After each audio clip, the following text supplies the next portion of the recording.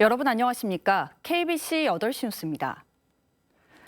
민선 8기 광주광역시장으로 선출된 강기정 당선인은 거듭 변화와 혁신, 겸손을 강조해왔습니다. 앞으로 4년 광주시의 청사진을 그릴 인수위원회 구성에 관심이 모아지는 이유입니다. 정희진 기자입니다. 빠른 변화, 계속 혁신, 더욱 겸손. 민선 8기 광주광역시 강기정호가 거듭 밝힌 새로운 광주시대의 청사진입니다. 150만 시민들께서 요구하신 광주의 빠른 변화, 민주당의 혁신을 위한 4년의 대장정을 시작합니다. 국가 균형 발전에 박차를 가하고 지역 발전에 헌신할 시간이 되었습니다. 인수위원회가 강기정호의 이 같은 밑그림을 그릴 첫 조직이라는 점에서 관심이 쏠립니다. 특히 지방자치법 개정으로 법적 권한을 가진 인수위가 처음 출범하는 만큼 인적 구성과 운영 방향에 대한 기대가 높습니다. 강기정 당선인은 인수위를 이끌 위원장으로 이번 선거에서 선대위 본부장을 맡은 지스트 김준하 교수를 임명했습니다.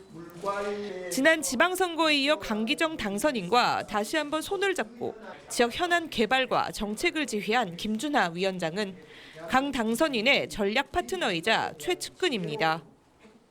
김 위원장과 함께 민선 8기 광주시정을 구상할 인수위원은 20명 내외로 구성됩니다.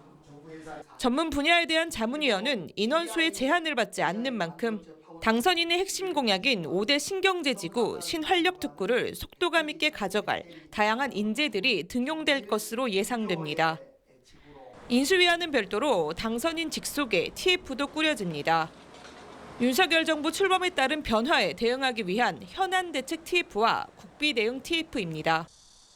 위원장엔 임선숙 변호사와 김광진 전 의원이 각각 임명됐습니다.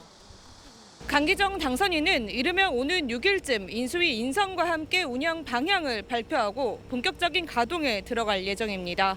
KBC 정의진입니다.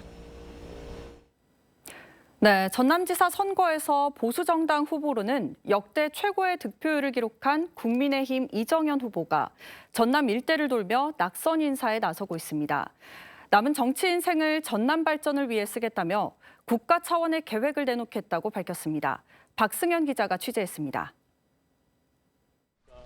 순천에서 시민들과 만난 국민의힘 이정현 후보는 우선 전남도민의 성원에 감사드린다며 고개를 숙였습니다. 얼마나 더 사랑을 받아야지 끝이 날까. 이번에도 그렇게까지 많이 해줄지 몰랐어요. 출마 선언을 하고 2달 동안 전남 22개 시군을 5바퀴나 돌면서 도민들이 준 정은 절대 잊지 않겠다고 강조했습니다. 정말 떨어져서가 아니라 이러한 전남 도민들의 생각지도 못한 큰 사랑에 성원에 제가 실제로 울었습니다. 또 국민의힘이 보수의 불모지인 전남 민심에 한 발짝 더 다가서는 데 성공했다며 앞으로 국가 차원에서 낙후된 전남을 살리기 위한 전남 발전 대개조 프로젝트를 추진하겠다고 약속했습니다. 이를 위해 정부와 국회 당이 함께 모여 전남 발전에 대해 진지하게 논의하고 실질적인 대안을 내놓겠다고 강조했습니다. 전남의 소멸 문제를 정부의 대책이 아니라 국가 개조 차원에서 접근을 해야 된다고 하는 것을 호소를 하려고 합니다. 이정현 후보는 당분간 전남 일대를 돌아다니며 도민들을 직접 만나 자신의 포부를 밝히고 감사의 뜻을 전하는 낙선 인사를 할 계획입니다. KBC 박승현입니다. 전라남도가 코로나19 재택치료자의 대면 진료를 확대합니다. 전라남도는 정부의 단계적 재택치료 조정에 맞춰 오는 6일부터 60세 이상 집중관리군의 경우 모니터링 횟수를 하루 2회에서 1회로 줄이고 비대면 진료에서 대면 진료로 체계를 변경하기로 했습니다. 이에 따라 집중관리군을 대상으로 하루 동안 검사와 진료, 처방까지 한 번에 가능하도록 할 방침입니다. 전남 지역 재택치료자는 지난주보다 약 40% 감소한 2,900여 명에 이르고 있습니다.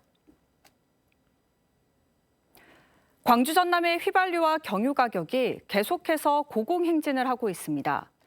한국석유공사 유가정보서비스 오피넷에 따르면 이번 주 광주와 전남 주유소의 휘발유 평균 판매 가격은 3주 연속 상승해 각각 리터당 1,999원과 2,009원으로 나타났습니다. 경유 평균 가격도 4주 연속 상승해 광주가 리터당 1,995원, 전남이 2,009원을 기록했습니다. 대한석유협회는 국제유가의 오름세가 계속되고 있다며 국내 휘발유와 경유 가격 역시 강세를 이어갈 것이라고 전망했습니다. 전라남도가 취약한 인구구조 회복과 정주 여건 개선 등을 위해 지방소멸 대응기금 지원에 나섭니다.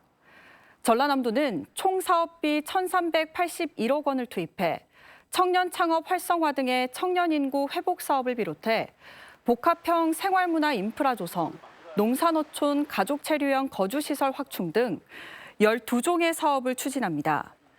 16개 인구 감소 지역군도 142개 사업, 5,401억 원 규모의 사업을 발굴해 투자 계획서를 중앙에 제출하고 행안부의 평가와 심의를 거쳐 오는 8월 배분 금액이 확정될 예정입니다.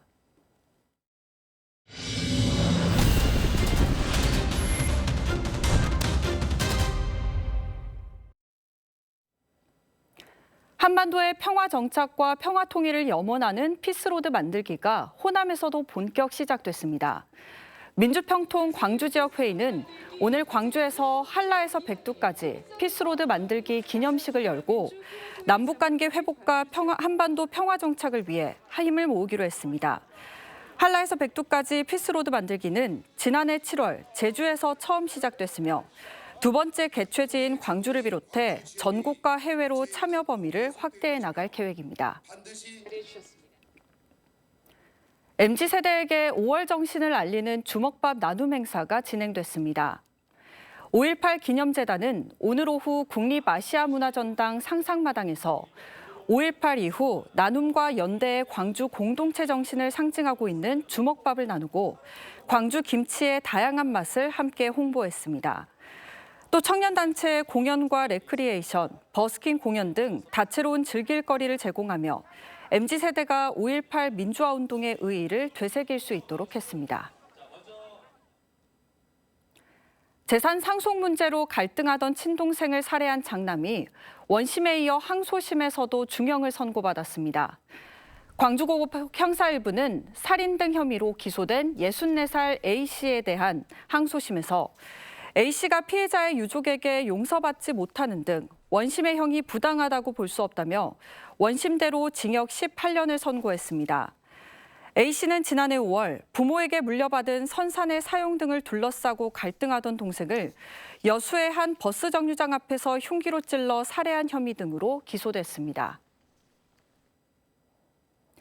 가뭄이 계속되는 가운데 오늘 밤부터 내일까지 광주 전남 대부분 지역에 단비가 내리겠습니다.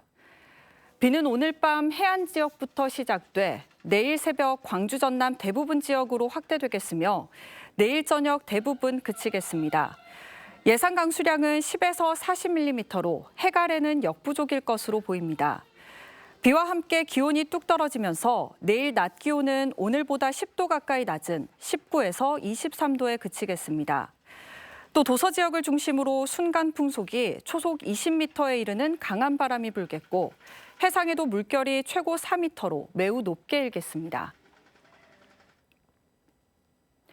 동아보건대학교가 교육부와 한국연구재단이 주관하는 고등직업 교육거점 지구 사업에 선정됐습니다.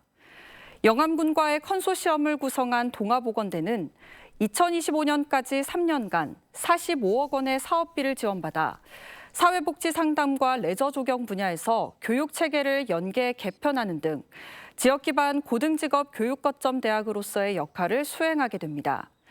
올해 첫 시행되는 고등직업 교육거점 지구 사업은 지역 소멸과 학력 인구 감소 등의 위기 상황에서 지자체, 지역사회의 상생을 위해 정부가 대학의 재정을 지원하는 사업입니다.